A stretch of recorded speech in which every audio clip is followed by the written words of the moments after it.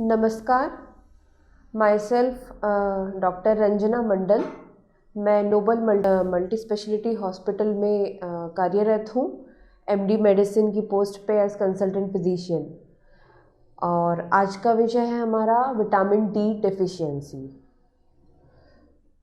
Vitamin D की deficiency आजकल बहुत कॉमन है हमारे यहाँ। लगभग देखा जाए तो इंडिया में 80% पॉपुलेशन, 80% जो जनरल लोग हैं उनमें अगर हम टेस्ट करवाएं तो ये देखा जाएगा कि विटामिन डी की डेफिशिएंसी पाई जाती है। ये विटामिन डी होता क्या है? विटामिन डी बेसिकली हमारी स्किन में सूर्य की किरणों के कारण बनता है। और बेसिकली ये दो तरह का होता है, विटामिन D2 और विटामिन D3। विटामिन D3 को हम बोलते हैं, एक एक्टिव फॉर्म होता है जो कि विटामिन डी का, वो उसको बोलते हैं कोलेकैल्सिफेरॉल। विटामिन D3 जो बेसिकली हम जो टेस्ट करवाते हैं वो D3 वाला टेस्ट हम करवाते हैं। और इसकी नॉर्मली मात्रा क्या होती है, कितना वैल्यू नॉर्मल होता है, तो वो भी हमें पता होना चाहिए। विटामिन D3 जो रहता है ये होता है 30 से 50 नैनोग्राम पर ml हमारी बॉडी में। और जब हम टेस्ट करवाते हैं जनरल पॉपुलेशन में तो हम देखते हैं कई लोगों के बहुत कम, बिल्कुल 5 नैनोग्राम या 10 नैनोग्राम, बहुत सीवियर डेफिशिएंसी है आजकल जो कि हम टेस्ट में आजकल पाया जा रहा है। तो अब हम देखते हैं कि विटामिन डी डेफिशिएंसी में क्या लक्षण मिलते हैं, क्या हम पहचानेंगे कैसे कि हम विटामिन डी डेफिशिएंट हैं, हमारी बॉडी में विटामिन डी की डेफिशिएंसी है, ये हम कैसे पता करेंगे? तो इसके कुछ कुछ लक्षण पाए गए हैं, जैसे कि मसल में पेन होना। हमारे मसल के कॉन्ट्रैक्शन में, कुछ भी एक्टिविटी करने में, दौड़ने में, भागने में विटामिन डी बहुत एक ऐसा विटामिन है जो हमको चाहिए रहता है, जो ज़रूरी है मसल्स के कॉन्ट्रैक्शन के लिए। तो सबसे पहला सिम्टम जो हमें आएगा वो आएगा मसल पेन और वीकनेस। मतलब कोई भी काम करेंगे तो हमें थकान, मसल में पेन होना, और एक किसी पर्टिकुलर जगह पे होगा जिस मसल में पेन होगा। दूसरा बड़ा सिम्टम है बोनी पेन, मतलब हड्डियों में पेन। हड्डियों में पेन हम बेसिकली उठने बैठने में, किसी भी कहीं भी जोड़ों में दर्द होना, तो वो ये भी क्यों होता है? विटामिन डी के कारण हमारी हड्डियों में बहुत सारे न्यूट्रिएंट्स जैसे कि कैल्शियम जो है, जो हमारी हड्डियों को मजबूत रखते हैं, वो बने रहते हैं। और जब उसकी डेफिशिएंसी होती है तो कैल्शियम भी जाता है, तो हमारी हड्डियां और कमज़ोर होने लगती हैं, जिसको हम बोलते हैं ऑस्टियोमलेशिया। ऑस्टियोमलेशिया का सबसे बड़ा सिम्टम है कि बोनी पेन होगा, हड्डियों में दर्द होगा। तो एक ये चीज़ है कि हम हड्डियों के दर्द को और मसल्स के पेन को कैसे डिफ्रेंशिएट करेंगे। हड्डियों का पेन एक सिर्फ एक जगह होगा जो कि हड्डी में होगा, हमको उठने बैठने में होगा। मस्कुलर पेन जो होगा वो स्पेसिफिकली उसी मसल में होगा, और जब हम ज़्यादा काम करेंगे या एक्सर्शन करेंगे या उस पार्ट को हम यूज़ करेंगे, जैसे हाथ हिला रहे, पैर चला रहे, तो उस जगह पे वो बढ़ जाएगा। तीसरा सबसे बड़ा सिम्टम है इसका फटीग, यानी कमज़ोरी महसूस होना बार बार।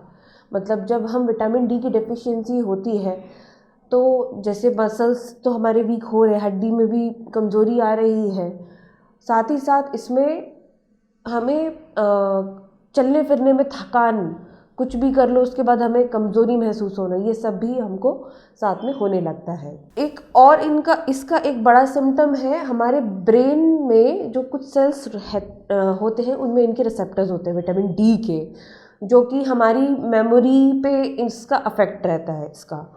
तो विटामिन डी रिसेप्टर्स के कारण अगर विटामिन डी की डेफिशिएंसी होती है तो हमारा मूड बहुत चेंज होगा, जिसकी डिप्रेशन, हमको डिप्रेशन होगा, और कभी कभी मेमोरी लॉस भी हो सकता है। और कई बार अगर ज़्यादा डेफिशिएंसी हो जाए तो it can lead to old age patients में अल्जाइमर्स तक भी कभी कभी ये डेवलप कर सकता है। अगर विटामिन डी डेफिशिएंट हो जाए तो अल्जाइमर्स डिसीज़ भी हो सकती है एडल्ट्स में, ओल्ड एज पेशेंट्स में। एंड इसके बाद और दूसरा सिम्टम देखा जाए तो it can increase the risk of heart attack. मतलब जिस विटामिन डी डेफिशिएंट पेशेंट्स में हार्ट अटैक के चांसेस भी बढ़ जाते हैं। Plus along with diabetic patients हैं, अगर किसी को डायबिटीज़ है तो उनका डायबिटीज़ भी इरेगुलरली कंट्रोल्ड रहेगा, मतलब शुगर लेवल भी उनका वेरी करेगा अगर डी डेफिशिएंट है तो।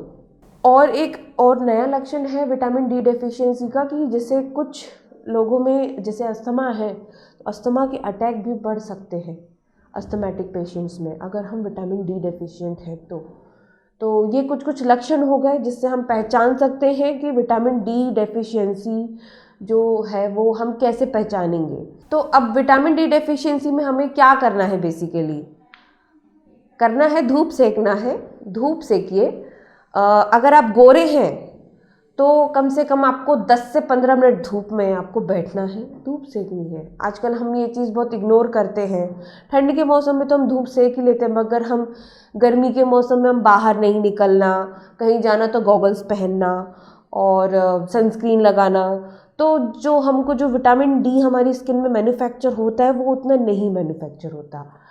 पहले के लोग जो हमारे गांव के बड़े बुजुर्ग लोग रहते थे वो तो धूप सेकते ही थे कि हाँ सब कुछ काम धूप में बैठ के करना है। मगर आज की जनरेशन ऐसी हो गई है कि हम अपने घर से बाहर निकलना ही नहीं चाहते, निकलते भी हैं तो हम सब प्रोटेक्शन यूज़ करके चलते हैं। मुंह में मास्क बांधना, दुपट्टा लड़कियां ऐसे यूज़ करती हैं। तो मतलब बहुत देखा जाए यही एक बहुत इम्पोर्टेंट कारण है कि विटामिन डी डेफिशिएंसी आजकल पता नहीं चलती कि हम विटामिन डी डेफिशिएंट हैं, धूप सेकते ही नहीं है। क्योंकि हम विटामिन डी डेफिशिएंसी से बच्चों में भी बहुत सारे लक्षण हमको मिलते हैं, जैसे कि विटामिन डी डेफिशिएंसी होने के कारण बच्चों में रिकेट्स की प्रॉब्लम बहुत कॉमन है और जिसको बोलते हैं हम माल न्यूट्रिशन के साथ में अगर होता है तो उनको बच्चों को हड्डियाँ कमज़ोर हो जाती हैं उनमें। तो उसमें भी हम बच्चों को एडवाइस करते कि बच्चे धूप सेकें और धूप सेकें, प्लस उसका इलाज भी है। विटामिन डी डेफिशिएंसी के कारण कुछ कुछ हमारे अंदर रोग प्रतिरोधक क्षमता भी कम होती है, जिससे हमारे अंदर चांसेस ऑफ इन्फेक्शन भी बढ़ जाते हैं। तो उसके लिए भी हमको एक बार विटामिन डी देखना पड़ेगा। और इसका इलाज है बेसिकली आजकल हमारे यहाँ पे कैप्सूल्स आते हैं विटामिन डी के, टैबलेट्स आने लगी है विटामिन डी की, प्लस जो हमने बात करी थी जैसे कि विटामिन D3 कोलिकैल्सिफेरॉल, उसके हमारे यहाँ सैशे आते हैं आजकल। तो कुछ इंटरनेशनल यूनिट्स में हम उसको मेजर करके वंस अ वीक, हफ्ते में एक बार वो सैशे लेना रहता है, तो उससे बहुत जल्दी रिकवरी होती है। कई लोग जिनमें बहुत ज़्यादा डेफिशिएंसी होती है तो हम उसमें इंजेक्शन भी लगाते हैं विटामिन डी के, लगभग 1 लाख यूनिट्स के लगते हैं वो, और उससे बहुत जल्दी इम्प्रूवमेंट भी होता है और महीने में एक बार वो इंजेक्शन लगाना रहता है। तो इस तरह से हम विटामिन डी की कमी को हम दूर कर सकते हैं धूप सेकने से, कैल्शियम टैबलेट्स और सैशे वगैरह से। सबसे इम्पॉर्टेंट है कि हम उसको पहचानें, उसके लक्षण पहचानें कि विटामिन डी डेफिशिएंसी के लक्षण क्या है और उसको कैसे ट्रीट करना है। क्योंकि विटामिन डी एक ऐसा विटामिन है जो आज की ज़िंदगी में हम मतलब डेफिशिएंट होते हुए भी हमें पता नहीं चलता कि हम मतलब विटामिन की कमी हमें होने लगी है। विटामिन डी डेफिशिएंसी का अगर ये मेरा छोटा सा लेक्चर अगर आपको पसंद आया है तो लाइक करें, शेयर करें, कमेंट करें एंड सब्सक्राइब करें। धन्यवाद।